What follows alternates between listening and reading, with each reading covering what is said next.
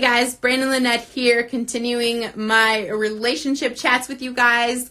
Throwing out some marriage and relationship advice. We have talked about being faithful. We have talked...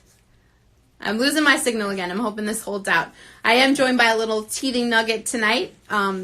Little one here who's going to keep throwing out her apple for us to all see. Hopefully she's cool so I could get through this. So tonight's whole relationship topic I wanted to talk to you guys about in your marriage is communication. Like, it is huge. Communication is everything in a relationship. I need you guys to understand. We've talked about being faithful. We've talked about self-love. And so tonight the emphasis is definitely on that communication. I need you guys to know, ladies, men are not mind readers and vice versa. Like, I guarantee you, whatever you think that you know that someone else is thinking, it's not possible. We do not always know what someone else is thinking. And unless it's communicated, you can't just assume you know, right? And you can't, I think the biggest issue for women in a relationship is that we just kind of expect our partners to know what to do. Like, we just have these expectations, and this is where we set people up to fail, right? They have a different outlook. I think love languages are a huge thing. If you do not know what that is, Google love languages. There's actually a free test on the internet. The book is amazing. I recommend the book 100% for your relationships. But it talks about that communication, but it also talks about love languages, and I feel like it's a huge, it could be a huge wall if you guys are not acknowledging and recognizing the love languages. That would be a different video topic for sure, because it's very important. But communication is key, and understanding how our partners see and view love is very important. So if there are things that you are just expecting your partner to do and they're not doing it, and you haven't said anything, you are setting them up to be the enemy. And that's something you guys need to understand, that marriage, sorry, she's throwing her apple.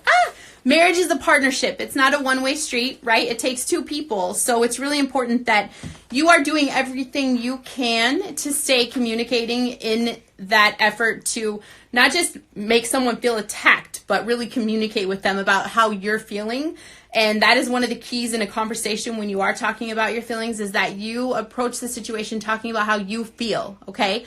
Another big issue when couples are trying to talk is the whole attack of you make me mad, you make me feel angry, you make me sad.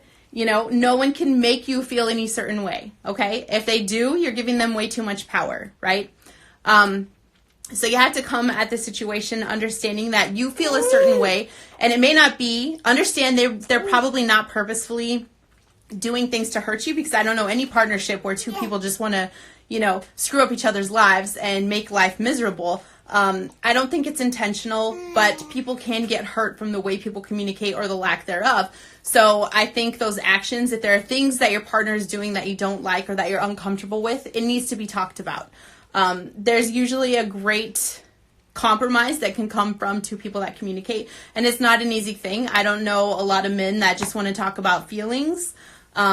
And I happen to be the opposite. Like, I don't want to talk about the feelings, just get to the point and figure the shit out, right? So it is a hard thing when people want to talk about feelings, but it's very important that you're giving people the space to feel safe to be able to talk and open up, right? Men or women, however you want to deal with that, everybody has a right to their feelings. Know that when you're going into that conversation, okay? If you're expecting, an anniversary is coming up and, you're expecting a huge blowout, but your husband is thinking that low-key is best, like quiet and intimate, you're expecting the party. You wake up, there's no party, you're pissed at him, he wants something quiet and intimate, and instead he's getting like the silent treatment, right? I don't know if you've ever had that happen, but you cannot have an expectation on someone without communicating that, right? Like, I know I get mad a lot. I have an eyelash in my eye. I get frustrated with my husband a lot because when we get out of the car, I've got a baby, I've got diaper bags, I've got water bottles, I've got shaker cups, I have like a million things in my hands, and I didn't turn off my notifications. I have a million things in my hands when I'm getting out of the car, and I feel like he just has the one, and he just kind of books it in the house. And I've never really said out loud, but I feel it like building up. Like the more my hands get full and the bigger the baby's getting, the more shit I have to carry around. I'm feeling that, so I know it's something that that I need to address because he doesn't know, right? After 8 years, I've never said, hey, it really bothers me that you don't try to help me carry shit in the house, right? I haven't communicated that, so would it be fair if I just like turned around and went off on him because he doesn't help me carry stuff in? Absolutely not, okay? If I have the conversation with him and I give him a couple chances of like, hey, you know, can you help me out? And things didn't happen, you know, then I'd have a little ground to start World War III in our house, but I don't. So my point is that it's very important, no matter what someone is doing, that you are communicating with them. It just helps you guys stay on the same level. Like I said, no one is a mind reader. No one's going to understand what you're feeling and what you're thinking. You guys are going to be viewing the world differently. There are no two humans in this world alike. And when you're trying to put two people in a relationship, it's going to be a little chaos. It's not easy. And like I said earlier in the week, if you think that you can have a relationship without the work, then it's not really ever going to work for you. I think anything that comes easy is not worth having. So if you really want to be with someone that sets your soul on fire and you're passionate, there's going to be a lot of passion. And there are passionate arguments. There are passionate makeups. There are passionate breakups. Like, you take the whole everything in the kitchen sink with that when you want something that sets your heart on fire, okay? So please do not let a relationship just dwindle away with lack of communication. Make sure that every single day, and I'm not talking about, you know, hey honey, how was work? How's the weather? How are the kids? How was baseball practice? Like, not the bullshit communication all the time either. You guys need to talk about real serious stuff, like, you know, where you want to be in 10 years, what you want to be doing, you know, what kind of people you want to help influence your kids to be, just goals, values, dreams. Talk about the deeper stuff, right? That's not always easy. I feel like people like to be comfortable. And in even my marriage, I've noticed a lot, like, my husband doesn't like change at all. And I'm like the queen of, let's change this. Let's work on this. Let's grow here. Can we grow our relationship here? How can we get closer here? How can we fix this? And what can I do to help implement this? Like, I am a Nazi for just like ever evolving. And he's handled it pretty well. There are some moments where I see the old him like coming in to just shut down. So it is possible, no matter what kind of partner you have. I'm telling you right now, as long as you are communicating and you guys get on that same page with things, you can work anything out. You can work through anything. So make sure that you are, just remember that you are on the same team, that you need to talk about the big picture stuff.